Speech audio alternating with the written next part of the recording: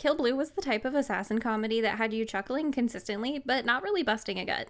The energy level was a little higher in the first half, but even as the mania of the surreal setup started to fade, there was still intrigue. I almost never have this complaint, but I was not jiving with the Japanese dub performance for young Juzo.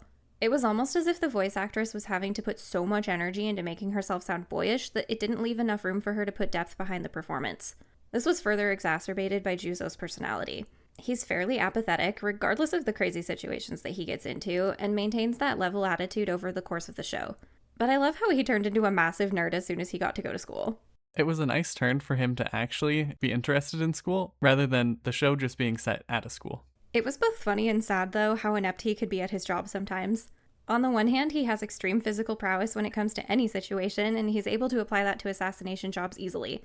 But on the other hand, he doesn't seem to try to use his brain very much, and so there were a lot of wasted opportunities for him to do intel gathering or manipulate relationships to his advantage. He does seem a little out of his depth since this isn't his normal workflow of just going for the kill and the mission being over. This made it feel like we weren't actively working toward the goal of reverting to his real age. Instead, while shenanigans occur, every now and then a kernel of a clue will fall into his lap. The side characters like Kotatsu and Juzo's ex-wife Eri are the ones really working on the problem off-screen. So over time, this made me have to reset my expectations for the trajectory of the show. I didn't expect him to start fake dating Norin, but it was a funny setup for him to have to stave off her pursuers and hopefully get closer to the truth about the age reversal drugs. I was a little worried about this at first, too, but it worked out as a good excuse for more encounters other than just her getting kidnapped. So in case anyone is worried, there's no romantic spark between them, and the story doesn't appear to want to lead it there either. Juzo is always saying how gross it would be to be with someone his daughter's age and reminding us that he's still a 39-year-old man in there who respects the boundaries of their age gap. 39-year-old single man.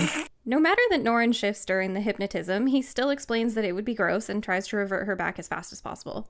They do bond over their love for ramen, though. Once the other junior high assassins and unicorns start targeting Norin, their personas get a little silly and bring more visual comedy into the mix. There's a lot more sports in this show than I thought I was signing up for.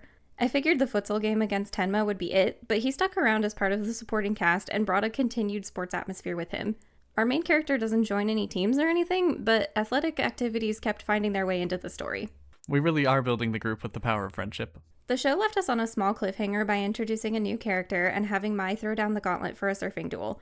So we ended before any preparations had been made, but we were given the knowledge that Juzo has no surfing experience and the gang wants to go for a beach trip to practice. This felt like a weird structure in my opinion, introducing a new character right at the end, and then ignoring them for the last half of the last episode to wrap something else up. It did, but at least it should still flow into the second season that's already been announced.